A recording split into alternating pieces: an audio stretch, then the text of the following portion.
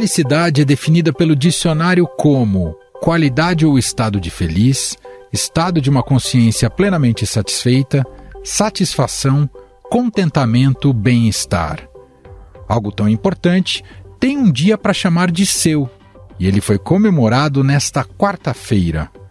Alguns países como China, Cuba, Portugal, Butão, França, Coreia do Sul e Japão já colocaram em suas constituições o direito à felicidade ou à sua busca, como um objetivo a ser alcançado pelo Estado. Nós temos hoje em dia a felicidade constante explicitamente de constituições como a do Japão, constituições como a da Coreia do Sul, como a de países africanos, tal qual a Nigéria. E, claro, sempre aparece a Constituição do Pequeno Reino do Butão, que colocou na sua Constituição várias exortações da felicidade. O Butão ficou muito notabilizado por isso, mas não é só ele, tem várias constituições, exemplo. No Butão, por exemplo, foi desenvolvido o conceito de felicidade interna bruta, onde políticas públicas precisam passar pelo crivo de uma comissão que avalia se elas contribuirão ou não para a felicidade. O indicador leva em conta o bem-estar psicológico da população, saúde pública, educação, cultura, meio ambiente, governança pública e padrão de vida, além da maneira como os cidadãos empregam seu tempo livre e o quão ativa é a vida em comunidade. As artes butanesas são avaliadas hoje pelo Departamento da Felicidade, aquele que fiscaliza se o povo está realmente feliz. É que o rei acredita que, quando os conhecimentos antigos são estimulados, a felicidade no país aumenta. No Brasil, a nossa Constituição não reconhece a busca pela felicidade como um direito fundamental. No entanto, uma PEC de 2010 tentou alterar o artigo 6º da Carta Magna para incluir o direito à busca da felicidade por cada indivíduo e pela sociedade, mediante a dotação pelo Estado e pela própria sociedade das adequadas condições de exercício desse direito. A proposta de emenda constitucional não obrigaria o governo a criar projetos para garantir a felicidade da população. O objetivo é fazer com que todos tenham direito de buscar a própria felicidade. Difícil vai ser definir o que é felicidade.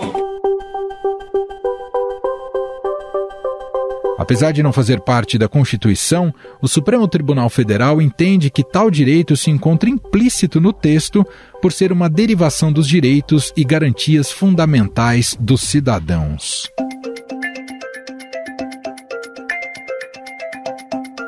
Segundo um relatório patrocinado pela ONU, divulgado ontem, a Finlândia foi considerada o país mais feliz do mundo pela 7ª vez consecutiva. O Brasil é o 44º país mais feliz do mundo, 5 posições acima do ano passado, quando estávamos em 49º, revertendo uma sequência de quedas que vinha desde 2018.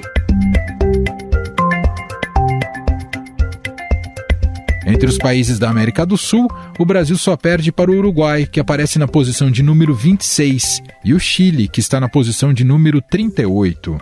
Esse relatório leva em conta 6 fatores-chave: apoio social, renda, saúde, liberdade, generosidade e ausência de corrupção. O documento é uma medição da felicidade, divulgada anualmente pela Rede de Soluções para o Desenvolvimento Sustentável da ONU desde 2012, e se baseia na avaliação que as pessoas fazem da própria felicidade em dados econômicos e sociais. Em último lugar na lista de 143 países, aparece o Afeganistão, afetado por uma catástrofe humanitária após o retorno do Talibã ao poder em 2020. Tentativa de fuga de milhares de afegãos, horas depois da volta do grupo extremista Talibã ao poder, foi só o primeiro ato de uma história ainda cheia de incertezas e contradições. Pela primeira vez em mais de 10 anos, os Estados Unidos e a Alemanha não aparecem entre os 20 países mais felizes e ocupam as posições de número 23 e 24. Mas o que faz os finlandeses serem os mais felizes do mundo? Talvez o ponto-chave para eles seja a proximidade com a natureza e um bom equilíbrio entre o trabalho e a vida privada. Para os finlandeses, a compreensão de uma vida bem-sucedida vai além dos ganhos financeiros. Na capital Helsinki, os moradores tentaram explicar o sucesso do país nórdico. Eu não fiquei realmente surpreso ao descobrir que os finlandeses se descrevem como felizes. Muitas coisas são inegavelmente boas aqui. Natureza bonita, somos bem governados, muitos pontos estão em ordem.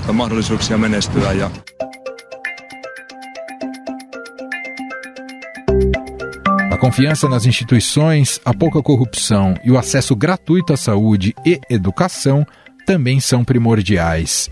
O relatório também destacou um sentimento de felicidade mais forte entre as novas gerações do que entre as pessoas mais velhas, na maioria das regiões pesquisadas. Na divisão por idade, o Brasil está na posição 37 entre pessoas acima de 60 anos e apenas em 60º, considerando jovens de até 30 anos.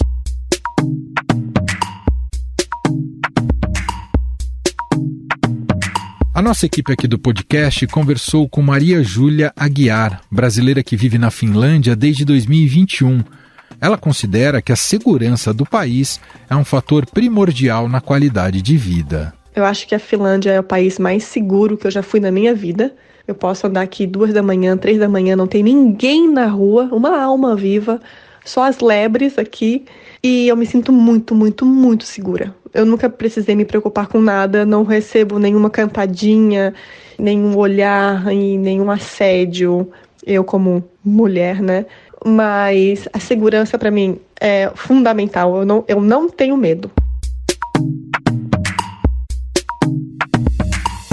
Já sobre a felicidade, Maria Júlia Aguiar acredita que seja um conceito muito pessoal, mas que o povo finlandês é muito satisfeito com a realidade de seu país. Eu acredito que a palavra felicidade, feliz, é mal colocada nessa pesquisa.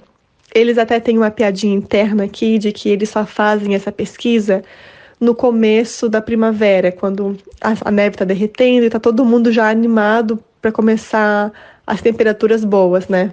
Mas eu digo que é um país satisfeito. Porque a felicidade é algo muito pessoal. O que pode ser feliz para mim pode não ser para você. Aqui ninguém é muito pobre e ninguém é muito rico. O governo faz questão de que todo mundo está no mesmo barco. Então, se você ganha um salário maior, você paga mais imposto. Se você tem um salário menor, você não paga nada, ou você paga um imposto bem pouquinho. Então, o governo tem esse cuidado. Eles acolhem muito o imigrante. Então, assim, sim, eu concordo que é um país muito satisfeito, muito feliz nesse sentido. Mas na comparação com o Brasil, ela ainda acha que os brasileiros são mais felizes. Eu acredito que o Brasil é um país mais feliz, porque não existe país perfeito. Todos os países têm problemas e têm qualidades. Então, no meu ponto de vista de felicidade, eu considero o Brasil pela comida boa, pelo sol, nas regiões litorâneas, tem as praias que são magníficas, o povo é mais quente, é mais cuidadoso. Aqui o pessoal é muito frio, cada um no seu quadrado, eles respeitam muito, mas não tem esse cuidado que nós temos. Afinal, como tornar a felicidade um projeto de Estado? O conceito de felicidade pode mudar os rumos de uma nação? Sobre estes temas, vamos conversar com Roberto Kanter, economista e professor de MBAs da FGV. Olá, professor, seja muito bem-vindo, tudo bem? Olá, Emanuel, muito obrigado pelo convite, sempre bom estarmos juntos. Bom, professor, a ONU lança todo dia 20 de março o ranking da felicidade. A Finlândia, pela 7ª vez, ganhou como o país mais feliz do mundo. O Brasil subiu 5 posições e agora ocupa o 44º lugar. Mas, bom, quando a gente trata do tema felicidade, é muitas vezes um conceito um pouco abstrato, subjetivo e também tomado de nuances.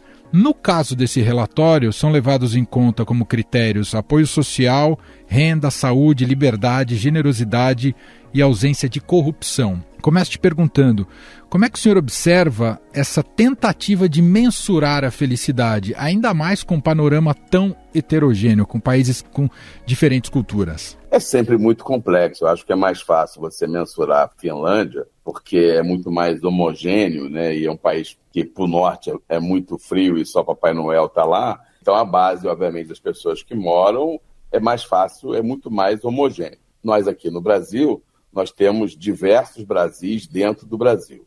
Então, obviamente, né, esse ambiente amostral é sempre mais complicado de você enxergar ele. Tem um ponto super importante, né, que é a ideia da média, né? Eu tenho estudado sobre isso. Então, num país onde é mais homogêneo, a média representa praticamente o todo. No nosso país, a média da felicidade é muito ruim, porque você vai encontrar um ponto lá em cima de alta felicidade, no padrão talvez até superior à Finlândia, mas na base um de infelicidade, baseado em todos os critérios que ele utiliza, que talvez nos leve à 100ª posição. Essa média de 40 e pouco para nós, Brasil, é uma média que não expressa, na minha opinião, o que representa na prática o Brasil. Bom, na lógica capitalista é natural se associar felicidade com ganhos financeiros, né? Em outras palavras, quanto mais bem-sucedido é alguém, maior seria o potencial de felicidade. Te pergunto, professor, a renda traduz em melhoria de qualidade de vida necessariamente, ou isso só é mais factível para quem conquista a ascensão social? Acho que existe um lado também muito importante, né? De novo, né? Quando você olha o ranking dos primeiros 10 países, você percebe claramente que o Estado fornece pré-condições que vai desde educação, saneamento e saúde, num patamar muito superior ao nosso, de novo, como um todo, não obrigatoriamente qualitativamente. Os médicos que estão no Einstein, por exemplo, ou no Círio do Brasil, com certeza são melhores do que os médicos da Finlândia, não tenho a menor dúvida disso. Mas a base, né, talvez não seja. Os médicos que estão nos hospitais universitários são ótimos, mas na base, pensando em UPA, pensando nos desafios da saúde no Brasil, talvez é muito provável que a população não enxergue dessa forma. Então, o conceito de felicidade, ainda que, por um lado, passe por renda, e a gente tem essa questão da renda média, é também um enorme desafio, né? Porque a renda média brasileira ela é difícil crescer, porque nós temos uma distância absurda entre a classe A gargalhada e a classe E. Então, isso faz com que a gente seja um país de muitas distorções, de muita contradição. E isso, obviamente, não ajuda no ranking. Se a gente fizesse o ranking do estado de São Paulo ou da região sudeste, a gente encontraria um pseudo-índice de felicidade diferente. Mas também se fizesse só da região norte, por exemplo, também teria um outro. Mas o Brasil não é feito, né, de segmentos, o Brasil é feito de um todo. Eu costumo dizer, isso é como eu enxergo, né? Uhum. Eu acho que muito mais do que o lugar do ranking, muito mais do que a foto que a gente vê, é enxergar o filme. Onde nós estávamos, para onde nós podemos ir. Então, o quanto que a gente evolui, olhar os índices de maneira mais específica, mais profunda, enxergar o quanto que desse índice de felicidade, que obviamente é um termo subjetivo, mas ele é uma opção ao PIB, né? Ele é uma opção ao número estritamente financeiro, né? Geração de receita, né? Ele está olhando aspectos, né, comportamentais da população. Mas é um número, né? Porque se a gente for achar, então, que todo mundo que mora na comunidade, né, nas comunidades no Brasil, tem obrigatoriamente uma vida triste, ou todo mundo que mora, né, nos jardins tem uma vida feliz, a gente também vai, ou no Leblon, a gente também vai levar para uma distorção absurda. Tem que colocar esse índice no seu devido lugar. Ele é interessante, ele serve para nos colocar para pensar, para refletir sobre a nossa evolução. É dessa maneira que eu enxergo o índice de felicidade. O Estado brasileiro ou os governos brasileiros deveriam levar mais em conta índices como esse, né? O senhor citou o PIB, que é super levado em conta e é tido, né, como, às vezes, o principal índice da pujança de um país, mas índice de bem-estar, como o Butão faz, né, que tem o FIB, né? É algo que deveria se traduzir mais em políticas públicas, professor? Concordo 100% com você. A questão toda, e aí eu acho que a gente tem um outro dilema, que é o dilema da cultura, né?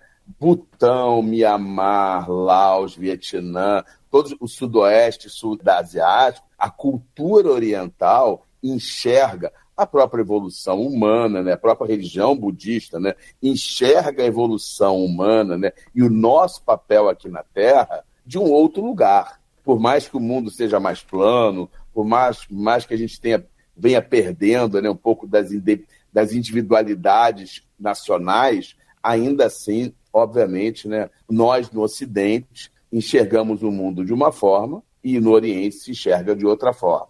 Mas isso não invalida o fato que nossos governantes, desde o município até o governo federal, deveriam olhar para o país e, obviamente, para a população sob esse ponto de vista intangível. Um pouco de, sabe aquela coisa que a gente faz nas empresas, clima organizacional? A gente podia tentar fazer uma pesquisa de clima organizacional no Brasil, né? Então, o que o IBGE faz do censo, ele vem tentando, inclusive, né, tirar algumas perguntas mais perceptivas, né, menos quantitativas e mais qualitativas. Mas talvez essa abordagem, talvez pelas prefeituras, né, eu acho que tem que ser mais micro, funcionaria muito bem, né?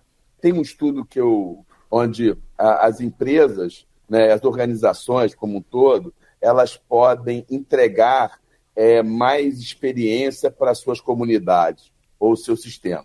Isso pode ser entregando mais qualidade, ou entregando mais segurança, ou entregando mais flexibilidade, ou entregando um custo menor de alguma coisa. Muitas vezes, os governos definem as suas estratégias baseado na sua visão para dentro, sem ouvir o outro lado, sem perguntar, mas o que realmente é importante para você? Às vezes, os governos têm muita boa intenção, mas eles erram porque eles carecem de ouvir o outro lado. Às vezes, eles estão entregando um pórtico, mas o que a pessoa quer é uma praça. Às vezes, eles estão entregando uma duplicação de uma avenida, mas o que ela quer, na verdade, é a reforma da escola. Então, essa conexão mais próxima do setor público com a população, para enxergar o ambiente não quantitativo, mas qualitativo, eu acho que se nós fizéssemos isso e tivéssemos uma cultura, né, mas isso, obviamente, né, Manuel, você sabe, né, todo mundo que está nos ouvindo sabe, isso envolve, né, todo um ambiente político, decisões, todo aquele lado que, infelizmente, isso é muito lindo numa conversa como a gente está tendo, mas quando aplicado, né, no dia a dia do animal político se torna mais complicado. Até porque o PIB apresenta muita, para esse tipo de análise que a gente está fazendo aqui, mas o PIB apresenta muitas contradições, que muitas vezes um país pode ser mais produtivo e o PIB atestar aquilo, mas nem sempre a gente sabe a finalidade daquela produção, que pode muitas vezes incorrer em problemas ambientais, ou às vezes um país que está em guerra e tem aumento de investimento militar, o PIB cresce, mas isso não significa em bem-estar para a população. É isso, não é, professor? Perfeitamente. É um número, né? E o número por si só, ele é muito enganoso, né? Também tem um hábito de dizer, o gestor que fica atrás da sua mesa e da cadeira, lendo o relatório e números, sem estar lá no dia a dia do que ele faz, seja um gestor público ou um gestor privado, ele fica dependente do número, e o número não retrata a realidade. O número, ele é um meio, ele é um caminho, mas ele não é o caminho, ele é uma maneira de você enxergar. Você tem que confrontar. Eu tenho o hábito de dizer também que o Risco Brasil, que as grandes empresas que fazem nossas notas, né, SP, Moody's, etc., eu falo, a impressão que eu tenho é que eles nunca aterrizaram no Santos Dumont ou em Congonhas. Porque no dia que eles chegarem no Rio pelo Santos Dumont, no dia que eles forem para São Paulo e pegarem a Castelo Branco, pegar a Bandeirantes, e enxergar o que é São Paulo, a gente não pode ser, com todo respeito, igual a Mongólia, entendeu? Por quê? Porque a pessoa olha um número. Está lá em Londres, está em Nova York, está olhando um número, e esse número frio engana se você não tem o confronto com a realidade. Eu acho que esse exemplo, né, por mais banal que possa parecer, eu acho que ele também vale para nós enquanto gestores. Quantas vezes nós não estamos lá no dia a dia da operação e quantos nós, gestores públicos, não estamos no dia a dia, né? Por isso que eu gosto daquele modelo dos subsecretários, dos subprefeitos, de você delegar, de aumentar a sua hierarquia de gestão para poder estar mais próximo. Óbvio, a gente não consegue ser nem onipotente, nem onipresente, mas a gente poder delegar, e eu acho que isso é algo fundamental dentro da gestão pública brasileira. Só para a gente fechar, não sei se o senhor teria um palpite, mas a gente percebe nesse ranking que os nórdicos vão muito bem.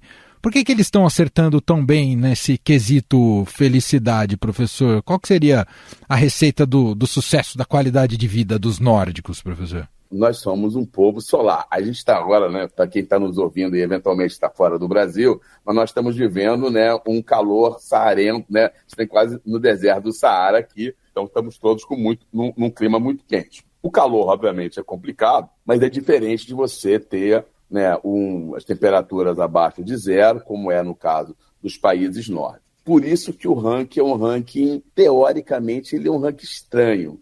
Por quê? Porque são países frios, países onde no inverno você tem 16, 18 horas de noite. É impossível, nós somos solares, né? Isso não pode trazer felicidade. Por quê? Mas eles são felizes porque eles são homogêneos. Eles são felizes porque essa pirâmide entre a camada menos favorecida e a camada mais favorecida, na média, é pequena, o gap é pequeno. E aí, com isso, os serviços públicos entregam.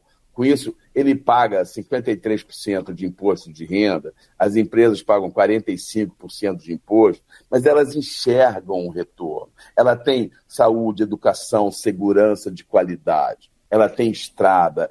Esse é o conceito, fora o ambiente democrático, fora a cultura não corrupção, né? Então, quando você olha ponto a ponto, Emanuel, né, os critérios para você ser um país feliz também são critérios quantitativos, quali-quantitativos. Sim. Não sei até que ponto a ONU faz uma pesquisa com toda a população da Finlândia ou com um espaço amostral para perguntar a felicidade. Se fosse assim, eu acho que não cairia em primeiro. Mas nos critérios deles faz todo sentido. Então tem muito mais a ver com homogeneidade do que obrigatoriamente individualidade. Essa é uma percepção que eu tenho. A questão da desigualdade continua sendo um dos principais aspectos que corrói nosso potencial de felicidade, professor? Inclusive, se você for olhar lá, eu não sei quando que o ranking foi construído, né? Mas Israel está entre os 10, né? Inclusive está na 5ª posição, né? E não sei se esse ranking em 2020, quando fizer em 2000, no final de 2024, né, ao longo que vai sair em 2025, Sim. Se Israel vai manter. Mas se Israel mantiver-se na mesma posição, você vai ver que tem algo, né, que está meio que errado nesse ranking, porque o país está um ano em guerra, né, sofrendo o que sofreu. Então, assim, o ambiente político, né, o mundo inteiro pró, contra, o ambiente político nunca favoreceu. Mas, se você vai para Israel, você enxerga um país com muita homogeneidade. Então, acho que é esse o ponto que o ranking fala, né? Por isso que os Estados Unidos também não estão aparecendo tanto. Por mais que seja um país muito pró-desenvolvimento, por mais que a China seja um país muito crescimento, é muito desigual. Então, existe um grau de desigualdade nos Estados Unidos, obviamente não tanto quanto no Brasil. Existe um grau de desigualdade na China, talvez até pior do que o Brasil, ou tão agressivo quanto, né? Que faz com que esses países que tenham essa pirâmide tão larga não façam parte desse ranking. Então é um ranking de homogeneidade, não é um ranking de felicidade. Nós ouvimos aqui Roberto Kanter, economista, especialista em marketing, professor de MBAs da FGV. Muito obrigado pelo papo, viu, professor? Eu que agradeço, foi um prazer estar com vocês. Estadão Notícias. E este foi o Estadão Notícias de hoje, sexta-feira, 22 de março de 2024. A apresentação foi minha, Emanuel Bonfim. Na produção, edição e roteiro, Gustavo Lopes, Jefferson Perleberg e Gabriela Forte. A montagem é de Moacir Biasi. E o nosso e-mail, podcast@estadão.com. Um abraço para você e até mais.